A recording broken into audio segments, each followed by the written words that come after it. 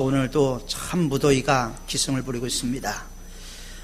가만히 있어도 짜증이 나는 이런 날, 예배드리기 위해서 주의 전에 나온 여러분들은 하나님이 가장 기뻐하시고 가장 좋은 것으로 많은 것을 풍성하게 베풀어 주실 줄 믿습니다.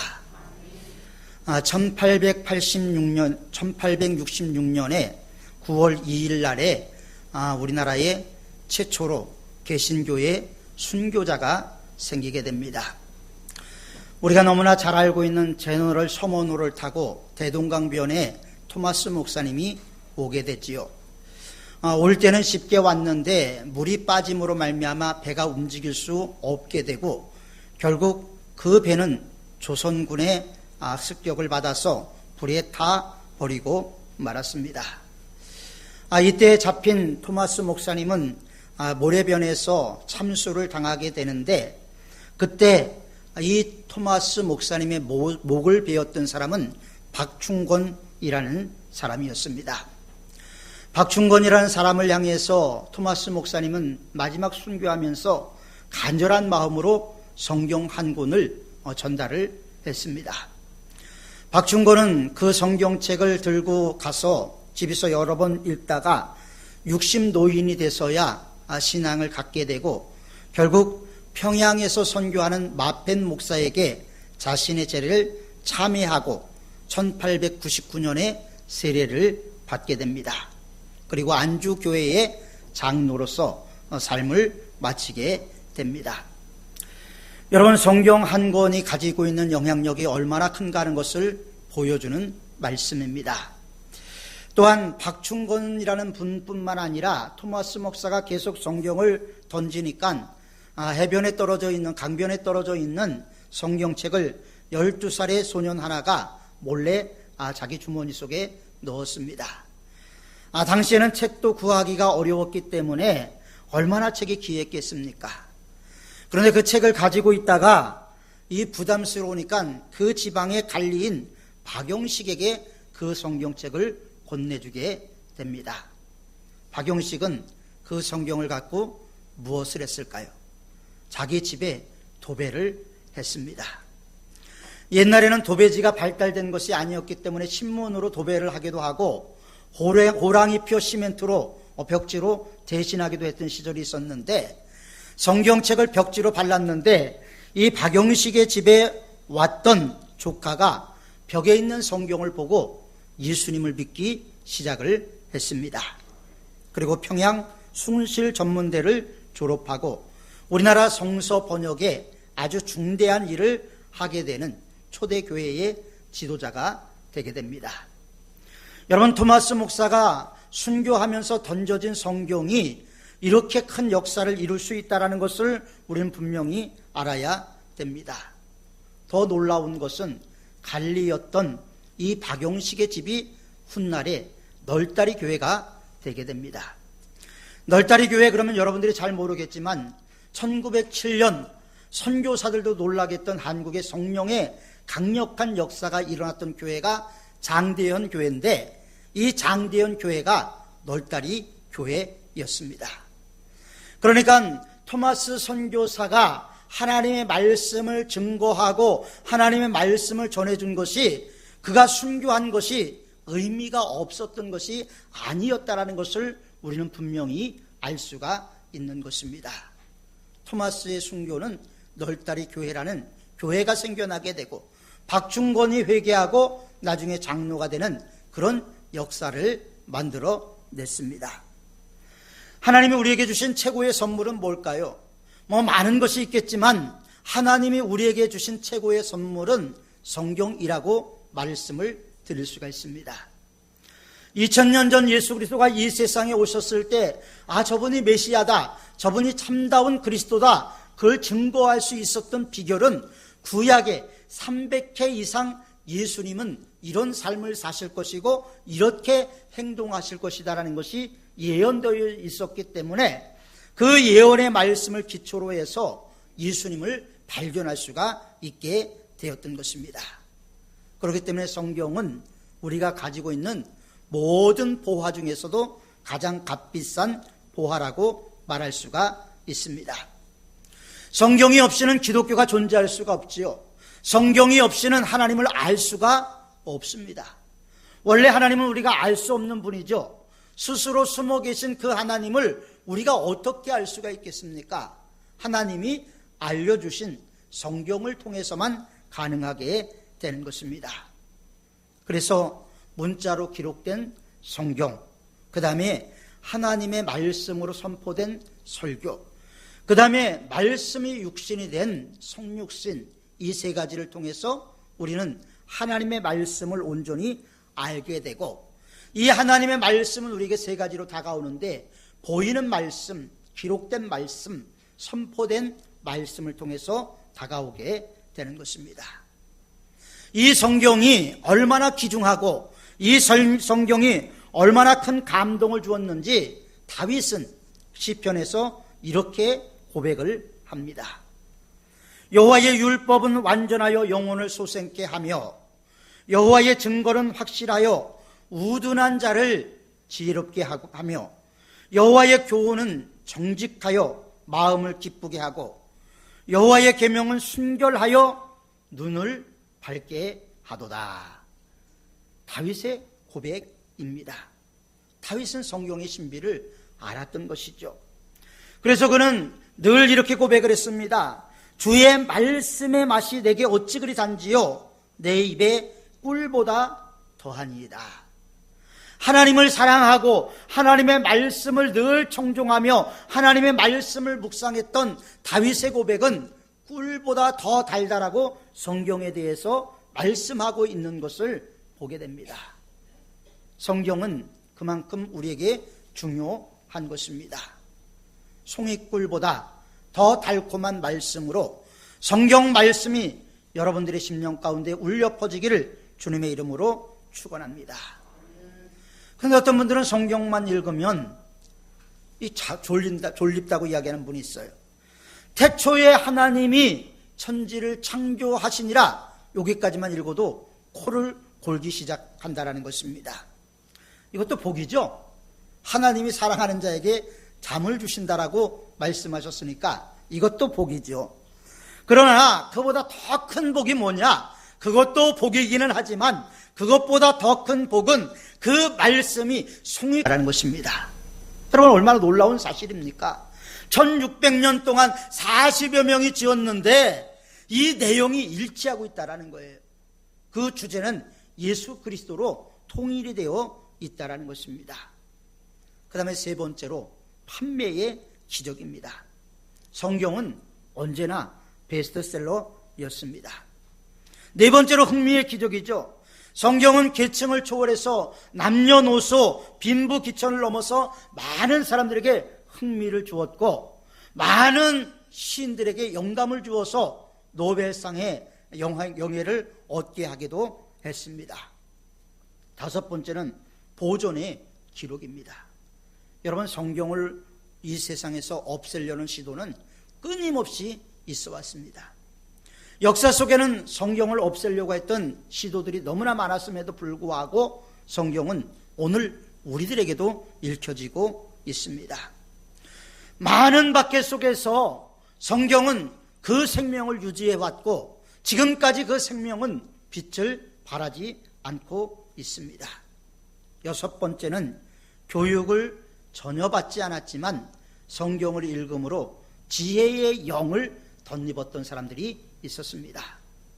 하나님의 말씀을 중요시 여겼던 아브라함 링컨은 미국의 대통령이 됐죠. 배운 것 없는 사람이었습니다. 하나님의 말씀만을 교훈으로 삼았던 사람이죠.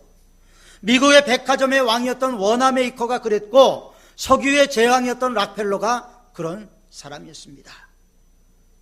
락펠러는 세계에서 가장 부유했던 사람이죠. 그는 11조를 계산하는 사람만 특별한 직원을 둘 정도로, 그것도 20명이나 될 정도로 그의 재산은 참 많은 일에 사용이 되었습니다. 성경 말씀을 통해서 그들은 지혜를 얻은 사람들이었습니다. 일곱 번째는 그 영향력의 가치죠. 성경은 인류 역사에서 가장 큰 영향력을 미친 책입니다. 우리가 문학작품을 읽고 감동을 받을 수가 있어요. 그리고 슬픈 사랑의 이야기를 들으면서 눈물을 흘릴 수 있습니다.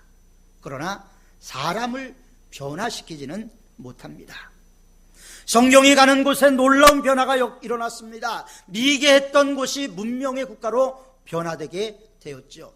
덴마크가 그랬고, 영국이 그랬고, 노르웨이가 그랬고, 다 그런 나라들이, 독일이 그랬고, 산적질하고 해적질했던 나라들 아닙니까? 복음이 들어가서 역사를 바꿔놨습니다. 부패하고 타락한 사회가 도덕적인 사회로 변화가 됐습니다. 불의했던 사람들이 선한 사람으로 변화되게 되었습니다. 지옥 같은 가정이 천국 같은 가정으로 변화되었다는 거예요. 김진홍 목사님이 목회를 할 때 술만 먹으면 아내를 구타하는 사람이 있었답니다. 옛날에 청계천에서 빈민촌에서 목회를 하다 보니까 뵐 사람 다 있었겠죠. 술만 먹으면 부인을 그렇게 구타하는데, 이 구타하던 사람에게 어느 날 드러머통에 사진을 붙여서 야구방망이를 주고 마누라 때리지 말고 이제 드러머통을 치라 그랬대요. 그랬더니 몇 번 그러더니 그것을 끝내더랍니다. 그러면서 교회를 나오기 시작했는데, 그 아내가 예수님이 없어도 우리 집이 천국이다라고 그렇게 간증하는 이야기를 했던 적이 있습니다. 지옥 같은 가정이 천국 같은 가정으로 바뀌게 되는 것이죠. 인류 역사에 찬란한 업적을 남긴 사람들, 성경을 통해서 위대한 사람들이었음을 볼 수가 있습니다. 그러므로 성경은 자자손손 읽혀져야 되고, 애독되어야 되고, 암송되어야 되고, 묵상되어야 하는 것입니다. 그렇습니다. 하나님의 말씀은 살았습니다. 운동력이 있습니다. 좌우의 날선 어떤 것보다 예리하여 우리의 혼과 영과 관절과 골수를 찔러 쪼개기까지 하는 말씀입니다. 왜냐하면 우리의 생각과 뜻을 감찰하기 때문입니다. 우리의 영과 혼과 관절과 골수를 찔러 쪼개는 말씀이 내 안에 살아서 역사할 때 질병이 떠나가고 문제가 해결되고 하나님의 은혜가 우리 심령 가운데 충만하게 임하게 될 줄 믿습니다. 교회가 지닌 두 가지 능력이 있죠. 말씀의 능력과 기도의 능력이 있습니다. 하나님은 말씀을 읽으면서 우리에게 능력을 받죠. 하나님의 말씀을 읽으면서 도전을 받습니다. 그렇기 때문에 말씀을 사모하는 것 상당히 중요하죠. 이렇게 무더운 날 이 예배당에 나온 여러분들은 하나님의 말씀을 사모하는 성도인 줄 믿습니다. 그러나 말씀만 갖고 안 돼요. 기도를 해야 돼요. 기도. 그런데 우리의 기도에 문제가 있습니다. 우리의 기도에 뭐가 문제가 있죠? 우리가 기도하는 것 대부분 실천 안 합니다. 우리가 기도는 유창하게 합니다. 그러나 기도한 내용을 하나님께서 원하는 것은 그 기도의 내용대로 실천하기를 원하는 거예요. 말씀을 듣고 그 말씀의 기초에서 기도하고 그것이 행동으로 옮겨질 때 온전한 믿음의 사람이 될 수가 있는 거예요. 하나님은 우리가 온전하기를 원하시지요. 온전한 모습으로 우리가 세워지는 것은 말씀과 기도와 행동이 일치가 될 때 이루어지게 되는 것입니다. 기도하면 우리는 능력을 받습니다. 사도행전의 교회에 보면 초대교회 어떤 일이 있었습니까? 그들이 모여서 다른 것 하지 않았습니다. 그들은 모여서 전혀 기도에 힘썼다라고 성경은 말씀하고 있어요. 1시간 한 것 아니에요. 하루 한 것 아닙니다. 그들은 모여서 전혀 기도에 힘썼다라고 말씀하고 있어요. 우리가 진정으로 심령의 부흥이 일어나기를 원하면 기도회에 열심히 나와야 돼요. 중보기도 모임에 나와야 되고요. 수요기도회에 나와야 됩니다. 왜 수요 예배라고 하지 않고 수요 기도회라고 했습니까? 그것은 우리나라 초대교회부터 수요일 날은 모여서 뜨겁게 기도했기 때문입니다. 마틴 루터는 성경을 마치 구유와 같다라고 이야기했어요. 구유. 예수님이 태어나서 말 구유에 누우셨죠. 그것과 마찬가지로 성경 안에 예수님이 계시다라는 거예요. 예수님이 누워있는 구유가 바로 성경이라는 것이죠. 성경 속에서 예수님을 만날 때 기적이 나타납니다. 이것은 제 얘기가 아니고 성경 말씀이고 2000년 교회 역사에서 끊임없이 증거되었고 끊임없이 확인되었던 내용입니다. 성경은 글자가 아닙니다. 성경은 살아있는 하나님의 말씀이요 예수님의 생명력인 줄 믿으시기를 바랍니다. 1500~1600년 동안 아프리카, 아시아, 유럽 세계 대륙에서 이 성경이 기록이 되었습니다. 장소도 달랐습니다. 기록된 사람의 지식 수준도 달랐습니다. 베드로는 글을 모르는 아주 무식한 사람이었죠. 그러나 그는 베드로 전서와 후서를 쓰기도 했고요. 그가 설교할 때 사람들이 놀랄 정도로 지혜로운 사람으로 변화되어 있었던 것을 성경은 우리에게 증거하고 있습니다. 창세기를 기록한 사람, 요한계시록을 기록한 사람 서로 모르지요. 그럼에도 불구하고 예수 그리스도 안에서 성경은 한 몸을 이루게 된 것입니다. 구약은 오실 예수님, 예수님이 오시면 어떤 모습으로 오실 것이다, 어떻게 사실 것이다, 이걸 보여주신 거예요. 그래서 미가서 5장 2절에는 예수님이 유대 베들레헴에 태어날 것을, 또 헤롯의 학대에 의해서 애굽으로 피난 갈 것을 호세아서 11장 1절에서 예언을 하기도 하죠. 예수님의 전생에는 구약에서 300회 이상을 예언이 되어 있었습니다. 예수님이 오기 전에, 꽤 오래전에 아브라함이 있었죠. 예수님께서 뭐라고 말씀하셨습니까? 너희 조상 아브라함은 나의 때에 볼 것을 즐거워하다가 보고 기뻐하였다. 예수님이 오실 것을 눈으로 아브라함이 봤다라는 거예요. 그렇기 때문에 성경은 우리에게 증인이 되라고 얘기해요. 증인이 뭡니까? 증인은 내 감정을 이야기하는 게 아니잖아요. 내 느낌을 이야기하는 게 아니에요. 증인이라는 것은 내가 본 사실 그대로 이야기하는 거예요. 그래서 성경은 우리에게 증인이 되라고 얘기를 하는 거예요. 보고 경험한 것을 이야기하라. 이게 초대교회의 전도 방법이기도 했습니다. 신약은 오신 예수님을 보여준 책이죠. 말씀이 육신이 되어 우리 가운데 오신 예수님을 보여주는 거예요. 병도 고치시고 제사함도 허락하시고 기적도 베풀어 주셨습니다. 그래서 신약은 예수님을 만나는 책이죠. 그럼 우리는 예수님을 만나야 됩니까? 아니에요. 이제 예수님을 우리는 모셔야 되는 거예요. 왜? 오셨기 때문에 우리 마음속에 모셔야 되는 거예요. 성령의 도우심과 성령의 능력으로 우리 안에 예수님을 모실 때 내 삶이 변화되는 거예요. 미지근한 신앙이 뜨거운 신앙으로 바뀌게 되는 거예요. 여러분, 진실로 하나님의 살아계심을 믿습니까?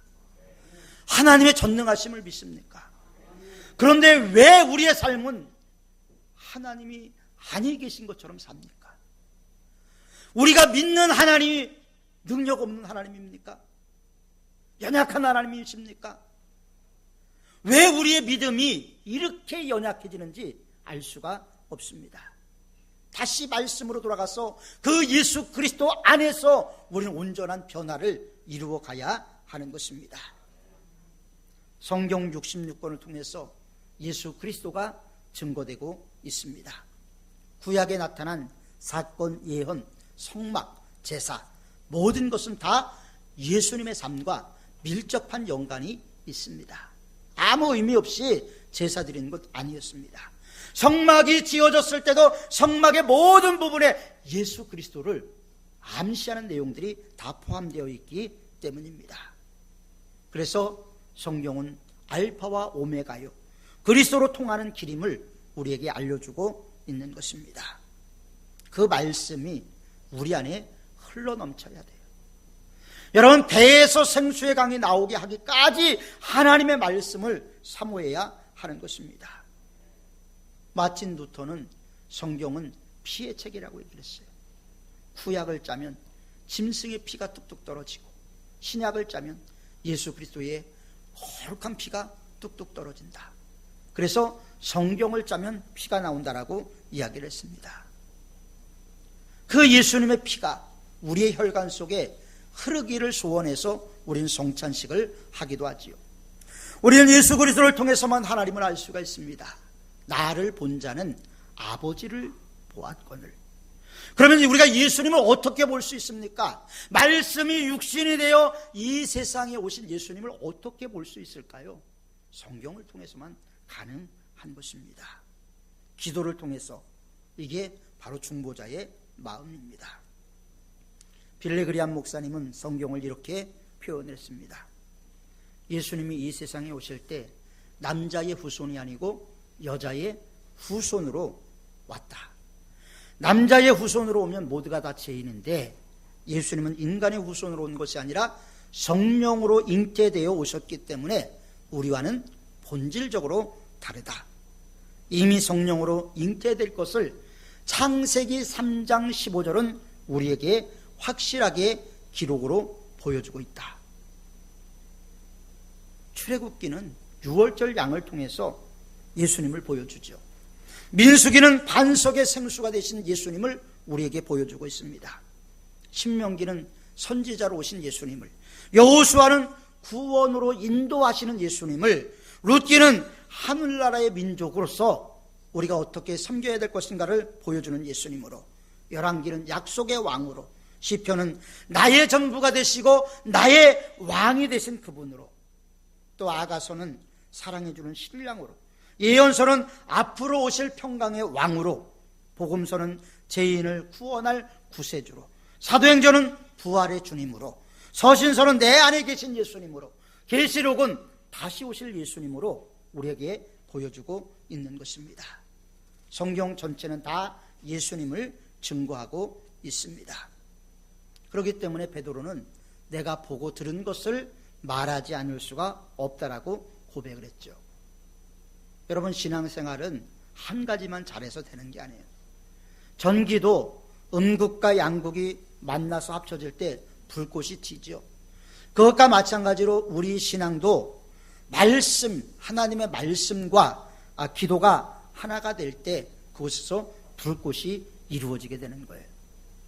나는 약하다, 나는 힘없다, 나는 아무것도 아니다, 이렇게 말씀하지 마십시오. 여러분, 성경은 우리를 위해서 예수님이 십자가를 지셨다고 말씀하고 있어요. 그래서 찬송을 부르지만 제가 가장 싫어하는 찬송이 하나 있어요. 이 벌레 같은 날 위에. 주님이 벌레 같은 날 위에 돌아가신 건, 물론 우리가 하나님 앞에서 겸손하고 낮아지는 모습의 표현이라고 생각이 돼서 부르지만 우린 벌레 같은 존재가 아니에요. 고귀한 존재들이에요. 왜? 나를 위해서 하나님이 십자가에 달리셨던 거예요. 여러분, 우리가 뭐 대단합니까? 내가 뭐 대단한 게 있어갖고 하나님이 사람이 되시고 나를 위해서 십자가에 못 박히셨습니까? 여러분들이 영화 본 것 중에서 어떤 영화가 가장 재밌었는지 알 수가 없지만 저는 배너를 참 감동 있게 봤습니다. 와일러라는 감독이 만든 영화인데, 그 영화를 만들고 편집을 다 끝내고 시사회 때 그 와일러 감독이 그렇게 얘기했대요. 주님, 이게 내가 만든 영화입니까? 이것은 분명히 하나님이 만든 것입니다. 여러분, 배너라는 소설이 어떻게 나왔는지 아십니까? 배너라는 소설을 쓴 사람은 미국의 루 웰리스라는 유명한 장군이었습니다. 그는 언론가며 저술가이기도 했죠. 평소에 친구가 예수를 믿는 거예요. 이 사람이 봤을 때는 이런 과학이 발달된 시대에 무슨 유치하게 예수를 믿느냐, 이런 생각을 갖게 됐습니다. 그리고 친구가 예수님을 믿는 것에 대해서 기분이 나빴습니다. 따분하게 여겼죠. 그래서 그 구시대의 유물은 무용지물이라는 것을 증거하기 위해서, 성경은 가짜다, 이것을 증거하기 위해서 그는 책을 쓰기로 결정을 했습니다. 성경을 부인하는 내용의 책을 쓰기로 준비를 했던 것이죠. 불합리하고 비과학적이다라는 그런 글을 쓰기를 원했던 것입니다. 그래서 친구에게 교훈을 두고 세상의 성경은 가짜다 폭로하기를 원했지요. 그는 책 제목을 정하고 1장과 2장을 써내려가기 시작을 했습니다. 그런데 2장을 쓰다가 그는 붓을 꺾었습니다. 그리고 말씀의 권세 앞에 무릎을 꿇게 됩니다. 하나님, 당신은 살아계신 분이시군요. 제가 그 주님을 욕되게 한 건 용서하옵소서. 그리고 그는 참여하면서 주님이 구세주이시면서 성경 말씀이 진리라는 사실 가운데서 자신의 삶을 변화시키기 시작했고 성경과 깊은 사랑에 빠지기 시작을 했습니다. 그리고 성경을 세상에 소개하고 싶어서 그는 성경은 거짓이다라는 그 내용을 뒤로하고 성경에 대한 진리를 증거하며 배너라는 소설을 쓰게 된 것입니다. 얼마나 놀라운 역사입니까? 하나님의 말씀이 살아있다라는 증거를 우리는 배너를 통해서도 볼 수가 있습니다. 그런데 오늘날 우리는 성경을 어떻게 대합니까? 언젠가도 말씀을 드린 것처럼 후탁 성도들이 많다 그러잖아요. 후탁. 일주일 동안 성경이 어디 있는지도 몰랐다가 주일날 되니까 교회는 가야 되고 성경은 꺼내야 되니까 보니까 먼지가 뽀얗게 앉았어요. 먼지를 후 풀고 한번 탁탁 털어서 갖고 와서 후탁 성도래요. 여러분, 하나님의 말씀은 우리가 묵상하고 우리의 삶 가운데 적용해야 되는 말씀입니다. 성경은 읽어야 되는 책입니다. 읽을 때 기도하는 마음으로 읽어야 돼요. 성경을 기록한 사람은 성령의 감동을 받은 사람들이 기록했다고 해요. 성령의 감동을 받은 사람이 기록한 것을 우리는 아무 의미 없이 맹숭맹숭하게 읽으니까 내 마음속에 감동이 없는 거예요. 기도하며 읽어야죠. 그냥 책으로 읽으니까, 눈으로 읽으니까 그 말씀이 살아있는 하나님의 말씀으로 내 안에 다가오지를 못하는 거예요. 안 읽는 게 아니잖아요. 여러분 모두가 다 성경을 읽잖아요. 우리가 성경 통독 대행진 보면 여러분들이 열심히 읽어서 올라와요. 그럼에도 불구하고 눈으로 읽는 성경이 아니라 기도하는 마음으로 또 성령의 감동을 받은 마음으로 성경을 읽을 때 글자 하나하나가 진짜 살아있는 하나님의 말씀이 될 수가 있는 것입니다. 유명한 스코틀랜드의 보너라는 목사님이 이런 고백을 했어요. 내가 피곤할 때 성경은 나의 침대가 되고 어둠이 있을 때 성경은 나의 빛이 되며 내가 줄일 때 나에게 생명의 밥이 되었도다. 두려울 때 성경은 나의 갑옷이 되어 주었고 내가 병들었을 때 고쳐주는 양약이 되었으며 고독할 때는 성경이 나의 친구가 되어 주었다.